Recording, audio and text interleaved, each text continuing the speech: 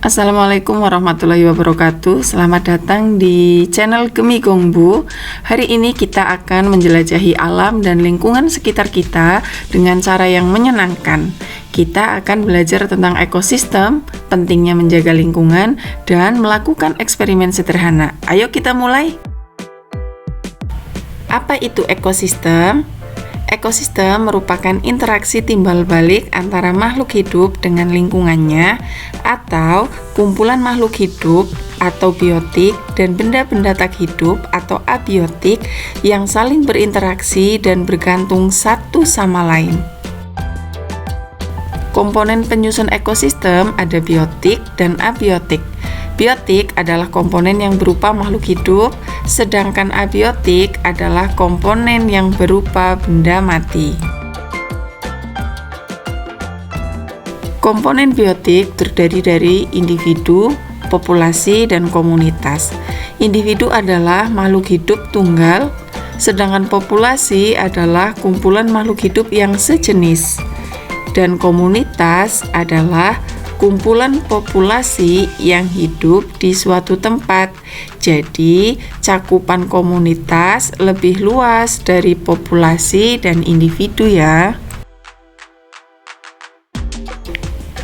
Ekosistem terbagi menjadi dua jenis. Yang pertama, ekosistem darat, dan yang kedua adalah ekosistem air.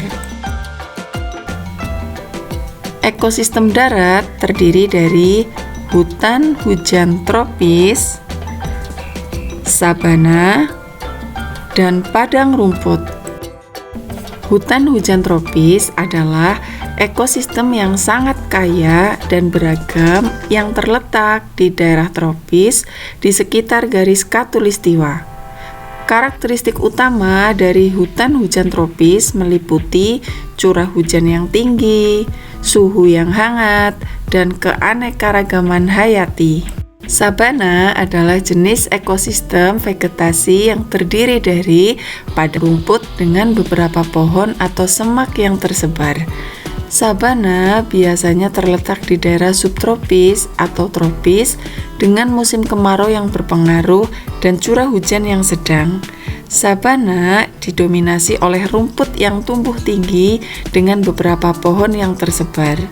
Pohon-pohon di sabana biasanya berukuran kecil hingga sedang dan tidak membentuk hutan lebat seperti di hutan hujan tropis. Sedangkan padang rumput adalah jenis ekosistem yang didominasi oleh rumput-rumput dan tumbuhan herba dengan sedikit atau tidak ada pohon. Padang rumput sering ditemukan di daerah dengan curah hujan yang cukup, tetapi tidak cukup untuk mendukung pertumbuhan hutan yang lebat. Jenis ekosistem darat yang lainnya adalah gurun, taiga, dan tundra.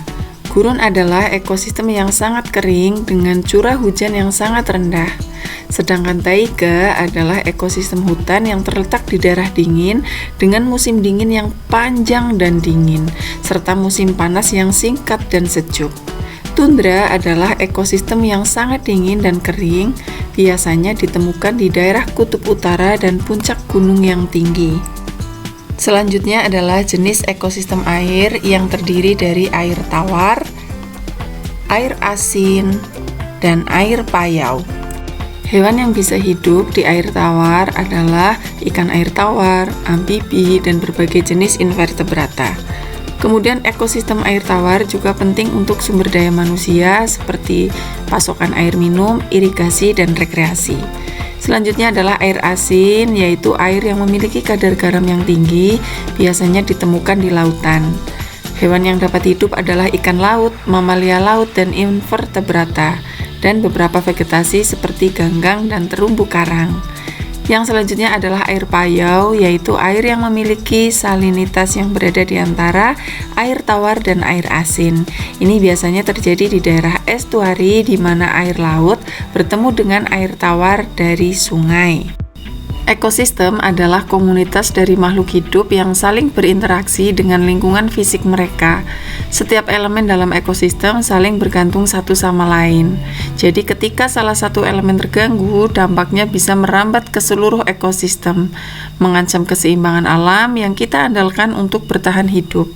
Rusaknya ekosistem disebabkan oleh dua hal, yaitu bencana alam dan aktivitas manusia. Rusaknya ekosistem yang disebabkan oleh bencana alam terdiri dari gempa bumi, gunung meletus, kekeringan, angin puting beliung, dan tsunami.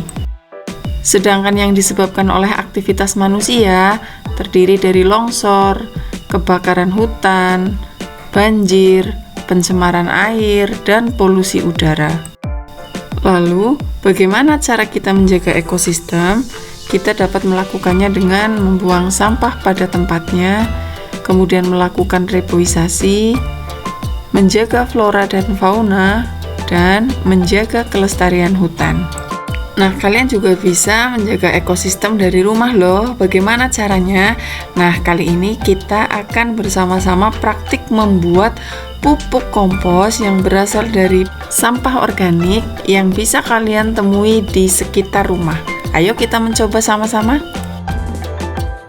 Cara membuat pupuk kompos dari sampah rumah tangga. Yang pertama adalah campur tanah dengan sampah organik.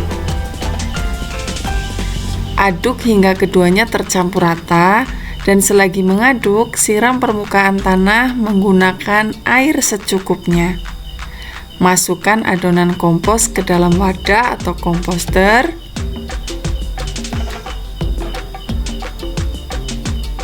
Selanjutnya, setelah komposter terisi penuh, tutup rapat komposter.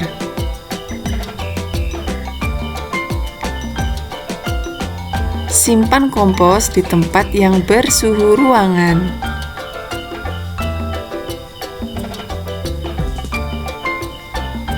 Setelah beberapa minggu, kompos siap digunakan untuk memberi pupuk pada tumbuhan di sekitar kita supaya tumbuh dengan subur. Dari sampah kita bisa memanfaatkannya dengan baik, bukan? Teman-teman, menjaga ekosistem adalah tanggung jawab kita bersama. Setiap tindakan kecil yang kita lakukan, seperti mengurangi penggunaan plastik, menanam pohon, atau mendaur ulang, bisa memberikan dampak besar bagi lingkungan kita.